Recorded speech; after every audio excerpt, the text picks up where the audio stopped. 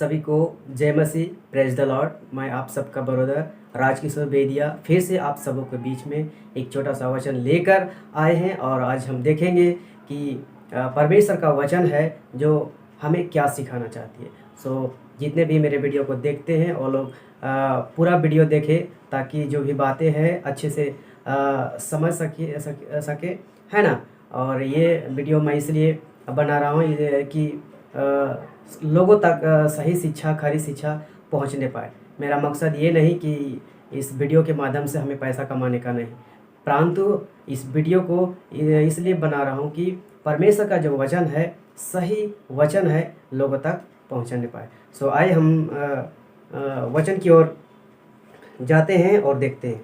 और हमारे साथ आप लोग निकाल सकते हैं या स्क्रीन में आप लोग देख सकते हैं। और आज हम लोग सीखेंगे दूसरा राजा और उसका 5वां अध्याय से कवर करेंगे। और 1 से 27 वचन तक है। और लेकिन इसमें हम कुछ मुख्य बातों को हम कवर करेंगे। और बहुत लंबा ही वचन है, लेकिन हम लोग कोशिश करेंगे मैं कि शॉर्टकट में समझाऊं या वचनों को रखूं और आप लोगों को भी समझ में आ सके।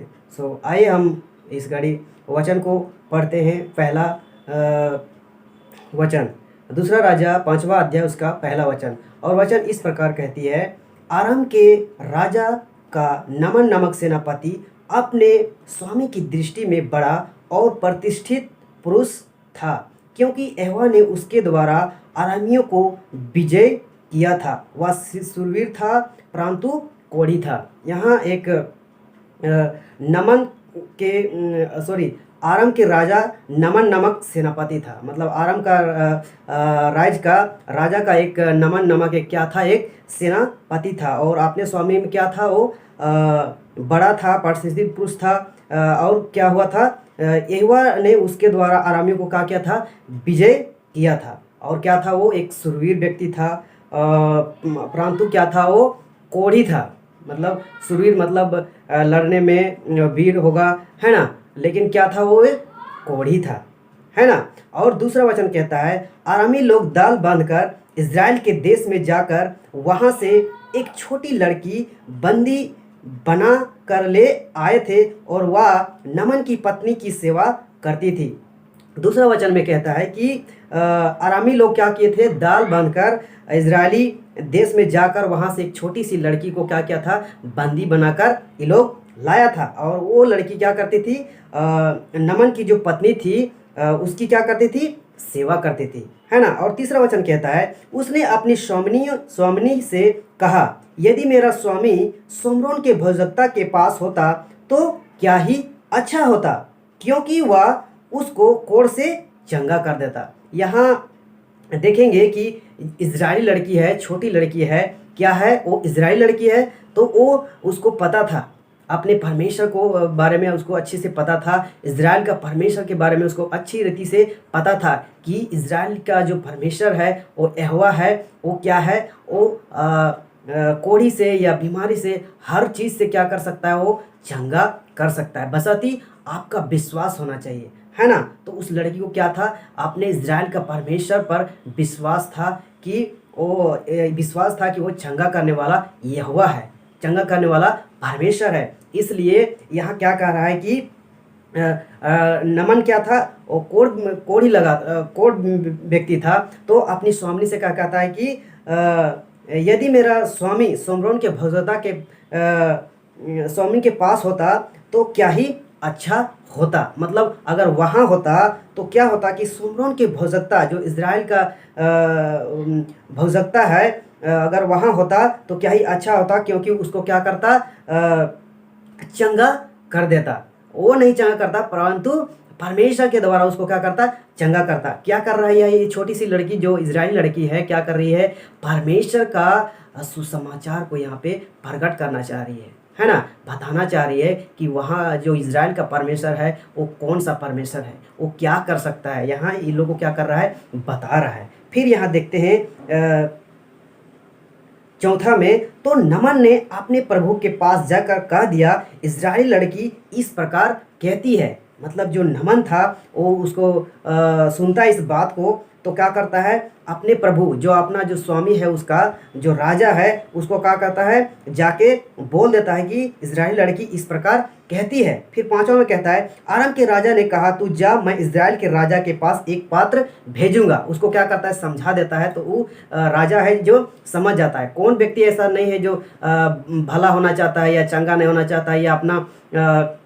सेवक सेवक है जो किसी चीज़ से ग्रासित है तो वो क्यों नहीं ठीक होना देख सकता है ना। तो उसको पता चल जाता है। तो क्या करता है कि तू जा इजराइल के राजा के पास, मैं एक पात्र क्या करता हूँ, भेजता हूँ या भेजूंगा कहता है। फिर कहता है, तब वह 10 कीकर चांदी और 6000 टुकड़े सोना और 10 जोड़े कपड़े साथ लेकर रवाना हो गया। अब यहाँ देखते हैं कि नमन क्या करता है कि 10 कीकर चांदी और 6000 टुकड़े सोना और 10 जोड़े कपड़े साथ लेकर क्या होता है, वो जाता है। अब देखेंगे कि ये सारी चीज़ें वो क्यों ले जा रहा है। तो हम यहाँ देखते हैं कि आरामी लोग क्या है, वो लोग इजरायली नहीं है, वो लोग अन्य देवी देवताओं का पूजक है या आराधना करने वाले हैं या उपासना करने वाले हैं। वो लोग परमेश्वर को मानने वाले नहीं है। तो ये लोग क्या है, ये लोग अन्य जाति लोग है, अन्य लोग है।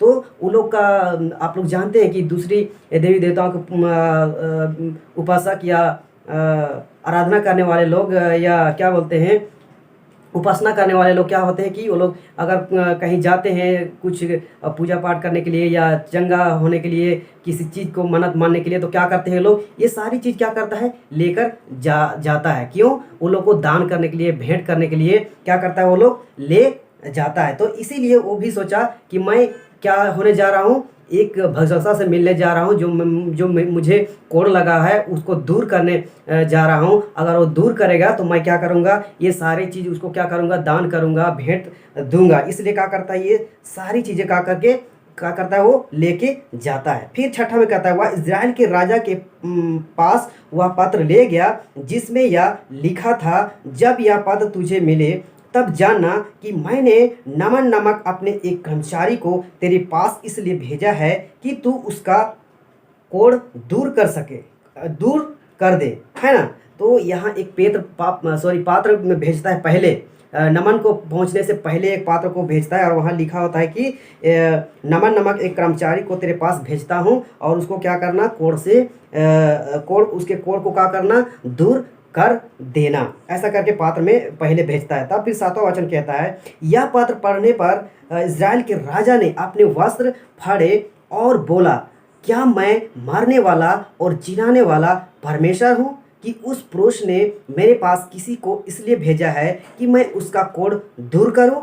सोच विचार तो करो, वह मुझसे झगड़ने का कारण ढूंढता होगा। जब ये पात्र इजराइल का राजा ने पढ़ता है तो उसके मन में, उसके सोच विचार में ये आता है कि वो इसलिए भेजा है और ये गुस्सा होता है कि ऐसा डायरेक्ट पात्र भेजकर लिखता है कि नमन नमक एक कर्मचारी को मैं भेजता हूँ, उसको कोड़ को क्या करो, दूर कर दो। तो ये गुस्सा होता है। क्यों? क्योंकि वो बोलने लगता है कि क्या मैं मारने वाला और जिनाने वाला परमेश्वर हूँ जो उसका कोड़ को क्या करूँ, दूर करूँ। अगर ये हो सकता है पात्र में क्या करना चाहिए, उसको लिखना चाहिए कि आपका जो परमेश्वर है वो चंगा करने वाला परमेश्वर है। सो मैं एक कर्मचारी को भेजता हूँ, उसको क्या करना, परमेश्वर के नाम से क्या करना, चंगा करना। ऐसा करके लिखना चाहिए था, लेकिन वो नहीं लिखा। क्यों नहीं लिखा? क्योंकि उसको तो परमेश्वर के बारे में पता नहीं है। इसीलिए वो डायरेक्ट लिखता है कि तू उसे चंगा कर देना, ऐसा करके लिखता है। इसीलिए क्या होता है कि इजरायली राजा गुस्सा होता है और कहता है कि क्या मैं मारने वाला और जिनाने वाला परमेश्वर हूँ कि उस पुरुष ने मेरे पास किसी को इसलिए भेजा है कि मैं उसके कोड़ को क्या करूं, दूर करूं। ऐसा कर गुस्सा से वो बोलते हैं। और फिर कहता है कि सोच विचार तो करो, वह मुझसे झगड़ने का कारण ढूंढता है। पहले क्या होता था, एक राज दूसरे राज से क्या होता था, लड़ाई झगड़ा होता था, इसीलिए लेटर भेजता था, बहाना ढूंढता था। तो वही सोच के ये भी सोचा कि सोच विचार तो करो, हो सकता है वो झगड़ने का कारण ढूंढ रहा है या कारण ढूंढ रहा होगा, इसीलिए ऐसा करके लेटर भेजा है। तब हम देखते हैं 9वां वचन पढ़ते हैं। तब नमन घोड़ों और राथों समेत एलीशा के द्वार पर आकर खड़ा हुआ। पहले लेटर भेजा था और ये सारी बातें, ये सारी घटनाएं घट ही रही थी कि क्या होता है कि नमन नामक जो कर्मचारी था, जो कोढ़ी था, उस वो व्यक्ति का था क्या हुआ, घोड़ों और रातों समेत एलिसा के द्वार पर आकर खड़ा हो गया, है ना, खड़ा हुआ।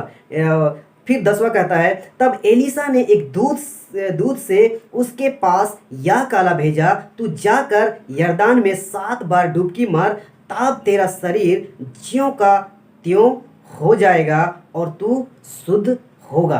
तो राजा तो अंदर होगा लेकिन द्वार पर था और पता चल गया कि वो कर्मचारी, वो नमन व्यक्ति क्या हो गया है, मेरे घर में पहुंच गया है, मेरे द्वार में पहुंच गया है। तो क्या करता है, वो अपना सेवक के माध्यम से उसको ऑर्डर देता है कि जाओ उसको बोल दो कि जाकर यरदान नदी में क्या करे, 7 बार डुबकी मारे तो उसका शरीर क्या हो जाएगा, ज्यों का त्यों हो जाएगा और क्या हो जाएगा, वो शुद्ध हो जाएगा। ऐसा करके बोलता है। तब फिर कहता है 11वां वचन, परंतु नामान क्रोधित हो यह कहता हुआ चला गया, मैंने तो सोचा था कि अवश्य वह मेरे पास बाहर आएगा और खड़ा होकर अपने परमेश्वर यहोवा से प्रार्थना करके कोढ़ के स्थान पर अपना हाथ फेर कर कोढ़ को दूर करेगा।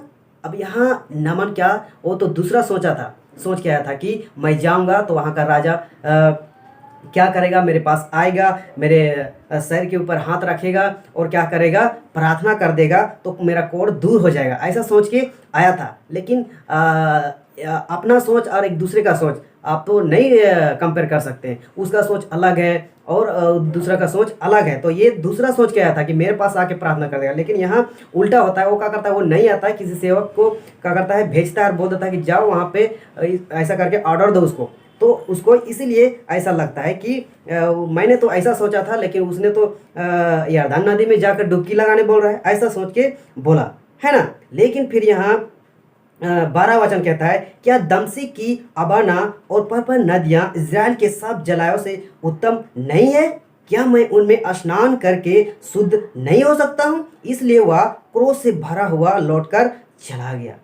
क्या किया, जब सेवक के द्वारा ऑर्डर आया कि यरदन नदी में डुबकी लगाओ 7 बार, तो वो सोचा कि अगर ऐसा ही था तो इज़राइल का और भी नदी है, जिसे कि यहाँ लिखा है कौन कौन सा नदी है, इज़राइल के जलाशयों से उत्तम नहीं है। मतलब जो वहाँ का जो नदी दमश्क की अबाना और पर्पल नदियाँ, हो सके ये सारी नदियाँ भी उस समय के ज़माने में फेमस होगा, लोग चंगे होते होंगे। तो ऐसा करके वो सोचा कि वो ये लोग क्या, ये सारी नदियाँ उत्तम नहीं है, मैं चाहूँगा तो वो चाहता तो मैं पहले ही वहाँ स्नान करके शुद्ध नहीं हो सकता हूँ, ऐसा करके मुझे यहाँ आने की क्या ज़रूरत है, ऐसा करके वो सोच रहा था, है ना। तो फिर कहता है 13 में, तब उसके सेवक और ये सारे मतलब ये सारी बातें बोलता ही वहाँ से लौटने लगता है ना। वो बोलता है कि वहाँ उस नदी में क्या मैं अबाना और पर्पल नदियाँ इज़राइल के सब जल से उत्तम नहीं है, क्या मैं उनमें स्नान करके शुद्ध नहीं हो सकता हूँ? और ये सारी बातें वो बोल के क्या करता है, वो लौटे लगता है। तब कहता है 13 में, तब उसके सेवक पास आकर कहने लगा, हे हमारे पिता, यदि भविष्यवक्ता तुझे कोई भारी काम करने की आज्ञा देता तो क्या तू उसे ना करता, है ना। उसका सेवक जो नमन का जो सेवक है वो बोलता है कि हे हमारे पिता, यदि भविष्यवक्ता तुझे कोई भारी काम करने की आज्ञा देता, मतलब कोई भी व्यक्ति जो जीवन में परेशान है या किसी बीमारी से अगर परेशान है तो उसको जो करने बोलो क्या होता है, वो एक कठिन काम भी होता है, वो करने के लिए क्या करता है, तैयार हो जाता है। तो इसीलिए उसका सेवक क्या कहता है कि क्या कोई अगर भारी काम करने का आज्ञा देता तो क्या तू नहीं करता, ऐसा करके वो बोलता है। फिर कहता है, फिर जब वह कहता है कि स्नान करके शुद्ध हो जा तो कितना अधिक इसे मानना चाहिए। तो यहाँ कह रहा है, उसका सेवक समझा रहा है कि सिर्फ तो नहाने के लिए बोल रहा है ना, कि सिर्फ तो नहाने बोल रहा है उसे यरदन नदी में, तो इसको कहीं अधिक इसे मानना नहीं चाहिए, इसको बात को क्या करना चाहिए, नहीं लेना चाहिए, ऐसा करके उसको समझा रहा है उसका सेवक। फिर 14 वचन कहता है, तब उसने परमेश्वर के भक्त के वचन के अनुसार यरदन को जाकर उसमें 7 बार डुबकी मारी और उसका शरीर छोटे लड़के का सा हो गया और वह शुद्ध हो गया। देखिए, अब उसका सेवक समझाया और क्या किया, भगवता जैसा कहा था वैसा क्या किया, वो यरदन नदी में जाता है, 7 बार डुबकी मारता है और क्या होता है यहाँ पे, वो व्यक्ति चंगा हो जाता है, शुद्ध हो जाता है ना। फिर तब 15 वचन कहता है, तब वो अपने साफ दाल बल समेत परमेश्वर के भक्त के यहाँ लौट आया और उसके सम्मुख खड़ा होकर कहने लगा, सुन, अब मैंने जान लिया है कि समस्त पृथ्वी में इस्राएल को छोड़ और कहीं परमेश्वर नहीं है। क्या करता है, उस यरदन नदी में डुबकी मारता है, जब ठीक हो जाता है, चंगा हो जाता है, तो वहाँ से क्या करता है, सब लोग वहाँ से दल बल सब लोग क्या होता है, परमेश्वर के भक्त जो इजराइल का राजा था उसके यहाँ क्या होता है, वो लोग लौटता है और नमन का होता है, चंगा होकर क्या होता है कि वहाँ से लौटता है और उसके पास आकर कहता है, सुन, अब मैं जान लिया है कि समस्त पृथ्वी में इस्राएल को छोड़ और कहीं परमेश्वर नहीं है। वो अपना मुंह से अंगीकार करता है और कहता है कि अब मैं जान गया हूँ कि इस्राएल का परमेश्वर को छोड़कर और कोई दूसरा परमेश्वर नहीं है जो मुझे चंगा कर सकता था, लेकिन आपका जो इस्राएल का परमेश्वर है उसने मुझे क्या कर दिया, चंगा कर दिया। तो फिर कहता है यहाँ पे, इसलिए अब अपने दास की भेंट ग्रहण कर, वहाँ आके बोलता है कि अब मैं जान गया हूँ, इसलिए अब अपने दास की क्या कर, भेंट की ग्रहण कर, भेंट को क्या कर, ग्रहण कर। वो क्या ले आया था, वो भेंट के लिए 10 कीकर चांदी और 6000 टुकड़े सोना और 10 जोड़े कपड़े साथ लेकर आया था। तो वही भेंट को क्या करता है कि ये जो दास का जो भेंट है उसे क्या कर, ग्रहण कर। किसको दे रहा है, इजरायली राजा को, है ना, एलीसा को। तब फिर यहाँ 16 वचन कहता है, एलीसा ने कहा, उसके जीवन की शपथ मैं कुछ भेंट ना लूँगा। और जब उसने उसको बहुत विवश किया कि भेंट को ग्रहण कर, तब भी वह इनकार ही करता रहा। अब यहाँ देखते हैं कि वो एलीसा राजा ने भेंट को लेने से क्या करता है, इनकार करता है और बहुत मनाता है, बहुत विवश करता है, फिर भी कहता है, फिर भी क्या करता है, वो इनकार ही करता है। अब इनकार करने का रीज़न 2 तरह से हम बता सकते हैं। पहला रीज़न ये है कि हो सकता है भेंट इसलिए नहीं ले रहा है कि वो लोग तो अविश्वासी लोग हैं, वो लोग अनजातीय लोग हैं, वो लोग क्या है, दूसरे देवी देवताओं को उपासना करने वाले हैं। तो वो जाहिर है कि वहाँ के जो चढ़ाने वाला जो भी है चांदी सोना या कपड़े, ये सब क्या है, शायद मूर्ति पूजा से रिलेटेड होगा। इसलिए यहाँ एलीसा राजा ने क्या करता है, वो नहीं लेता है ना, इसलिए नहीं लेता है। ये लोग तो ये को पता है कि इजराइल का राजा है वो अलग है, वो ये लोग का चढ़ावा अलग है और वो लोग का चढ़ावा अलग है। हो सकता है इसीलिए क्या करता है, भेंट को लेने से इनकार करता है। और एक रीज़न मैं देना चाहता हूँ दूसरा, कि हो सकता है कि वो निस्वार्थ बनना चाह रहा है। मतलब वो सोच रहा होगा कि जब ये काम जो इजराइल का परमेश्वर ने किया है तो मैं क्यों भेंट लूँ। हो सकता है उसके जीवन में परमेश्वर अगुवाई किया होगा कि भेंट को नहीं लो, इसीलिए हो सकता है नहीं लिया, है ना। अगर लेने का अगुवाई करता, बताता परमेश्वर, तो क्या करता, वो ले सकता था।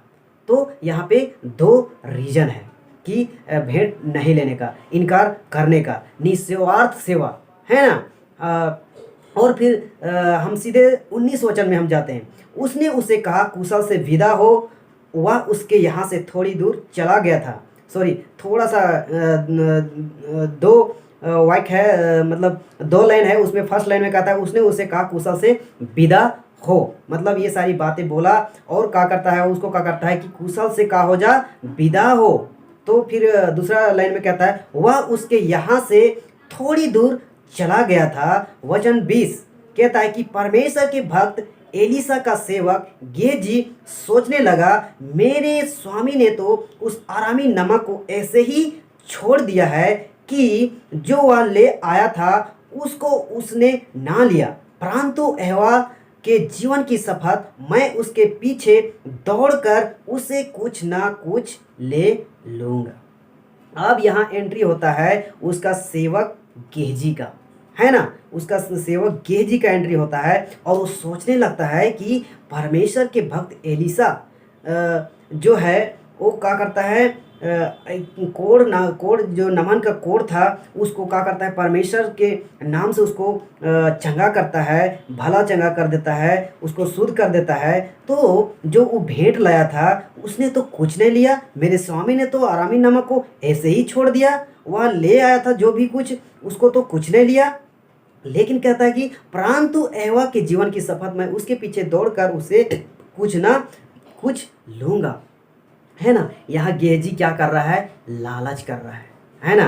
राजा, उसका जो राजा है, उसका स्वामी है, इज़राइल का जो राजा है एलीशा, उसने कोई लालच नहीं किया, वहाँ निस्वार्थ दिखाया। लेकिन उसका जो सेवक है गेजी, उसने यहाँ क्या कर रहा है, वो लालची दिखा रहा है। कहता है कि मैं तो उसके पीछे दौड़कर कुछ ना कुछ तो लूँगा, वो इतने सारा सोना चांदी कपड़े लेकर है, मैं उनमें से तो कुछ ना कुछ लूँगा। तब 21 कहता है, तब गेजी नमक के पीछे दौड़ा। नमन किसी को अपने पीछे दौड़ता हुआ देखकर उससे मिलने को रात से उतर पड़ा और पूछा, सब कुछ कुशल क्षेम तो है ना। गेजी क्या करता है, वो नमन का पीछे क्या करता है, दौड़ता है। लेकिन नमन आगे जाके पीछे देखता है कि कोई व्यक्ति आ रहा है, वो दौड़ता हुआ देखता है, तो क्या करता है, उससे मिलने को रात से उतर पड़ता है, मतलब अपना रात से क्या करता है, उतरता है और पूछता है उसको कि सब कुछ सब कुशल क्षेम तो है, मतलब सब कुछ भला चंगा तो है, सब कुछ ठीक ठाक तो है,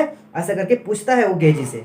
नमन क्या करता है, गेजी से पूछता है। 22 फिर कहता है, उसने कहा हाँ सब कुछ हाँ सब कुछ सब सॉरी उसने कहा हाँ सब कुशल है, मतलब सब ठीक है। लेकिन कहता है यहाँ, परंतु मेरे स्वामी ने मुझे यह कहने को भेजा है कि एप्रैम के पहाड़ी देश से भजताओं के चेलों में से 2 जवान मेरे यहाँ अभी आए हैं, इसलिए उनके लिए 1 कीकर चांदी और 2 जोड़े वस्त्र दे।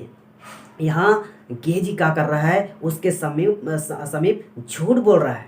क्यों? क्योंकि उसको कुछ ना कुछ उससे क्या करना है, लेना है। इसीलिए क्या करता है कि वो झूठ बोलता है कि सब कुछ तो ठीक है, परंतु एप्रैम के पहाड़ी से 2 भजताओं के चेलों में से 2 जवान मेरे यहाँ अभी आए हैं। यहाँ झूठ बोल रहा है, क्या कर रहा है, बोल रहा है कि अभी आए हैं, सो उनके लिए कहा है 1 कीकर चांदी और 2 जोड़े वस्त्र दे। यहाँ झूठ बोल के उसके क्या कर रहा है, मांग रहा है कि दे। फिर 23 कहता है, नमन ने कहा खुशी से 2 कीकर ले ले, है ना। वो तो व्यक्ति तो देने वाला व्यक्ति ही था और देने के लिए लाया ही था, और इतना बड़ा उसके जीवन में काम हुआ है, चमत्कार हुआ है, कोढ़ दूर हुआ है, तो वो तो देगा ही, है ना। वो तो कब से राजा को देने के लिए एग्री था, लेकिन उसने तो नहीं लिया, लेकिन ये नहीं लिया, लेकिन अब यहाँ मांगेगा अगर तो वो तो देगा ही। तो क्या कर रहा है कि खुशी से क्या कर, 1 नहीं क्या कर, 2 कीकर ले, है ना। 1 नहीं क्या कर, 2 ले। तब 23 कहता है, नमन ने कहा खुशी से 2 कीकर ले ले। तब उसने उससे बहुत विनती करके 2 कीकर चांदी अलग थैलियों में बांधकर 2 जोड़े वस्त्र समेत अपने 2 सेवकों पर लाद दिया, और वे उन्हें उसके आगे आगे ले चले। मतलब उसको वो क्या कहा था, 1 कीकर मांगा था, लेकिन ये क्या कर रहा था कि खुशी से 2 कीकर ले ले। तो वो भी मना कर रहा था कि 1 ही कीकर दे, लेकिन वो क्या करता है कि उसको मना के क्या करता है, 2 कीकर क्या करता है, अलग थैली में बांध कर देता है, और 2 जोड़े वस्त्र को भी देता है, और उसके सेवक पर क्या करता है, लाद देता है, और उन्हें उसके आगे आगे ले चले, मतलब आगे मतलब उसको दे देता है, ताकि आगे आगे उसको ले जा दे, है ना। 24 वचन कहता है, जब वह टीले के पास पहुंचा तब उसने उन वस्तुओं को उनसे लेकर घर में रख दिया और उन मनुष्यों को विदा किया और वे चले गए। यहाँ क्या होता है कि वहाँ से लौटता है अपने घर, और क्या करता है, उसके साथ जो लोग थे उससे क्या करता है, वो सामान लेता है, वो भेंट को लेता है और क्या करता है, अपने घर में रख देता है, और जो मनुष्य था उन लोगों को क्या करता है, विदा कर देता है, और वो लोग क्या होता है, चले जाता है। तब 25 कहता है, तब वह भीतर जाकर अपने स्वामी के सामने खड़ा हुआ। एलीशा ने उससे पूछा, हे गेजी तू कहाँ से आता है ना। यहाँ जब लौटता है अपने राजा के पास, अपने स्वामी के पास, तो उसका स्वामी एलिसा उससे पूछता है कि हे गेजी, तू कहाँ से आता है? तू कहाँ गया था, कहाँ से आता है? ये कहा हो रहा है, पूछ रहा है। तो फिर गेजी ने उत्तर देता है, उसने कहा, तेरा दास तो कहीं नहीं गया है। अब यहाँ दूसरा बार भी अपने राजा के पास भी क्या कर रहा है, वो झूठ बोल रहा है ना? क्या कर रहा है, वो झूठ बोल रहा है कि तेरा दास तो कहीं नहीं गया है, यही है, ऐसा करके वो बोल रहा है। सोचिए, फिर 26 कहता है, उसने उससे कहा, जब वह पुरुष इधर मुंह फेर कर तुझसे मिलने को अपने रात पर से उतरा, तब से वह पूरा हाल मुझे मालूम था। है ना? कह रहा है कि जब वो व्यक्ति अपने रात से मुड़ता है और नीचे उतरता है, उसी समय पूरा हाल मुझे क्या होता है, मालूम चल जाता है। अब सोचिए, वो राजा, वो क्या था, एक भावुकता था, परमेश्वर का सेवक था, परमेश्वर को अच्छे से मानने वाला व्यक्ति था, मानने वाला राजा था, मानने वाला सेवक था। तो उसको तो सब कुछ पता ही हो जाएगा, है ना? तो उसको क्या हो गया था, मालूम हो गया था। और अपने सेवक को, गेहजी को क्या कर रहा है, बता रहा है कि मुझे मालूम मालूम मालूम था। फिर कहता है, क्या यह समय चांदी या वस्त्र या जैतून या दाख की बारियां, भेड़ बकरियां, गाय बैल और दास दासी लेने का है? अब यहाँ राजा जो है गेहजी को बोल रहा है, क्या यह समय ये सारी चीज़ें, चांदी सोना, जैतून या दाग की बारियां, भेड़ बकरी, गाय बैल, दास दासी, ये सारी चीज़ क्या है, लेने का समय है? ऐसा करके क्या कर रहा है, अपने सेवक को, गेहजी को क्या कर रहा है, बोल रहा है। इस कारण, अब यहाँ बहुत भयंकर बातें को बोलता है, इस कारण से नमन का कोढ़ तुझे और तेरे वंश को सदा लगा रहे।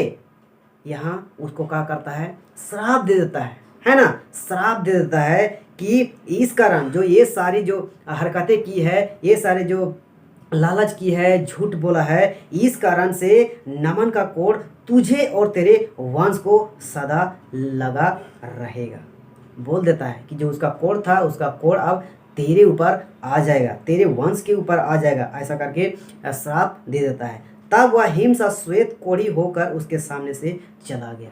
अब क्या हो गया, वो व्यक्ति, वो गेहजी का हो जाता है, कोढ़ी हो जाता है, कोढ़ी व्यक्ति हो जाता है, श्वेत कोढ़ी होकर उसके सामने से क्या हो जाता है, चला जाता है।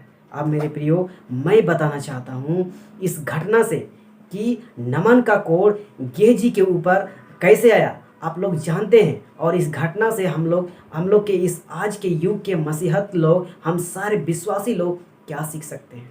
हालेलुया।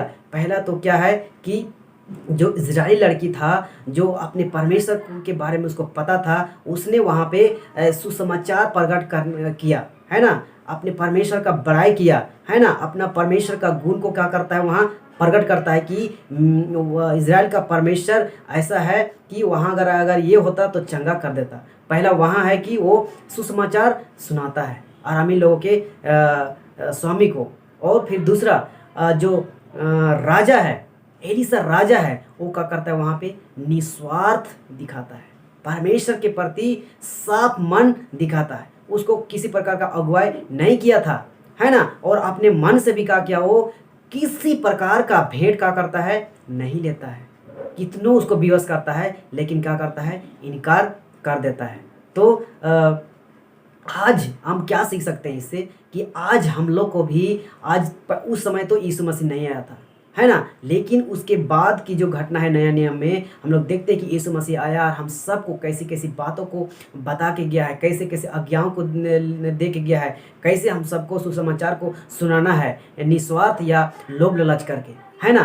तो क्या करना है, हम लोग को निस्वार्थ होके यीशु मसीह का क्या करना है, प्रचार करना है। हमें किसी प्रकार का लोभ लालच या किसी प्रकार का हम लोग को ऐसा नहीं करना है। मेरे निस्वार्थ होकर हम लोग को क्या करना है, परमेश्वर का, यीशु मसीह का वचन को प्रचार करना है। यहाँ एलिसा जैसा गेहजी जैसा यहाँ हम लोग को लालच नहीं करना है, झूठ नहीं बोलना है, नहीं तो हम सब के जीवन में ऐसा श्राप लग जाएगा। हो सकता है कि हम लोग स्वर्ग से भी हम लोग कहाँ हो जा सकते हैं, भटक सकते हैं, वहाँ तक पहुँच भी नहीं सकते हैं। तो हम लोगों को क्या करना है, इजरायली लड़की के जैसा हम लोग को यीशु मसीह का सुसमाचार सुनाना है और एलीसा राजा जैसा हम लोगों को क्या करना है, निस्वार्थ सेवा करना है मेरे प्रियो। आज बहुत प्रचारक सेवक को भी देख सकते हैं कि लोग लोभ लालच के से सेवा करते हैं, एक दूसरे के लिए, अनजातियों के लिए प्रार्थना करते हैं, तो वो कौन सी सोच, कौन सी विचार करके वो प्रार्थना करता है, ये मायने रखता है। आपको ऐसा नहीं सोचना है कि मैं उसको प्रार्थना कर दूंगा, ठीक हो जाएगा और मैं अपना मेंबर बनाऊंगा, अपना चर्च में लाऊंगा और मैं जैसा बोलूंगा वैसा वो करेगा। ऐसा सोच के आपको क्या करना है, प्रार्थना नहीं करना है, बल्कि आपको निस्वार्थ, हमें कुछ नहीं चाहिए, बल्कि परमेश्वर का राज बढ़े और वो परमेश्वर को अच्छी तरह से जाने, यीशु मसीह को अच्छी तरह से जाने और स्वर्ग राज तक क्या करे, पहुंचने पाए। ऐसा सोचना है मेरे प्रियो, निस्वार्थ, किसी प्रकार का लोभ लालच नहीं, है ना। तब क्या करेगा, आपको परमेश्वर आपको आशीष देगा, बरकत देगा। ये नहीं कि परमेश्वर से पहले आपका सोच विचार बन जाए कि हम प्रार्थना कर देंगे तो उसके घर जाएंगे, आएंगे, मेरा चर्च आएगा, मेरा मेंबर बनेगा, ये करेंगे वो करेंगे, ऐसा आज्ञा देंगे वैसा। आज ऐसे ही चल रहा है ना। ये सारी घटनाएं घट रही है मेरे प्रियो। हम सबको, आपको, आप सभी को मैं बताना चाहता हूँ, हम सबको मसीहत को, जितने विश्वासी, हम सबको क्या करना होगा, जागना होगा और निस्वार्थ क्या करना होगा, सेवा करना होगा। कोई लोभ लालच नहीं, कोई पैसा कौड़ी नहीं, कोई घर द्वार, किसी प्रकार का लालच मत कीजिए। आप निस्वार्थ परमेश्वर का काम करते जाइए, इजराइल लड़की जैसा सुसमाचार सुनाते जाइए। परमेश्वर आपको क्या करेगा, खुद आशीष देगा, है ना। आपको घटाएगा नहीं, परंतु बढ़ाएगा मेरे प्रियो। इस प्रकार आज हम देखें कि एक नमन का कोड गेहजी के ऊपर कैसे आ गया और हम लोग इससे हम लोग भी सीख सकते हैं। और इस घटना से हम लोग बताने का मकसद यही था कि हम लोग भी क्या करना है, निस्वार्थ सेवा करना है। कहीं ऐसा ना हो किसी का दूसरा किसी अनजाति के जीवन में जो घटना घटने वाली थी, वो घटना उसके ऊपर ना होकर मेरे ऊपर घट ना जाए, है ना। वो स्वर्ग चल जाए, हम नरक चल जाए। अगर ऐसा हो जाए तो कितना बड़ी दुख की बात है। वो भी हम सब मसीह को जानते हुए, हम सब मसीह का सेवक होते हुए भी। तो ये मायने रखता है हम लोग को क्या करना है मेरे प्रियो। फिर से मैं बताना चाहता हूँ, निस्वार्थ होके क्या करना है, सेवा करना है। इजराइल लड़की की जैसा सुसमाचार को क्या करना है, सुनाना है ना। इस वीडियो को जितना हो सके आप लोगों को क्या करना है, शेयर करना है, फैलाना है, लोगों तक पहुंचाना है, ताकि सही वचन जो खरा शिक्षा है उसको क्या करना है, हर एक लोग जानने पाए। आप लोग को बता ही दिया हूँ कि मेरा इस वीडियो के माध्यम से कोई भी पैसा कमाने का जरिया मैं नहीं बनना चाहता या नहीं बनाना चाहता हूँ। हालेलुया। आप लोग ज़रूर मेरे चैनल को सब्सक्राइब कीजिए, लाइक कीजिए, कमेंट कीजिए, ठीक है ना। कितनों भी सब्सक्राइब बढ़ जाए, मैं इस चैनल से, इस वीडियो के माध्यम से परमेश्वर के वचन को बेचकर मैं पैसा कमाना नहीं चाहता हूँ। मैं सिर्फ परमेश्वर का राज्य का सुसमाचार को आगे बढ़ाना चाहता हूँ और हर एक लोगों को जागृत करना चाहता हूँ, जगाना चाहता हूँ। हमें क्या करना है, अंधविश्वास में नहीं जीना है, सही रास्ते से भटकना नहीं है मेरे प्रियो। हमें सही रास्ता को चुनना है, सही रास्ता को गाइड करना है, सही रास्ता में क्या करना है, चलना है। बहुत बहुत धन्यवाद। Praise the Lord. जय मसीह।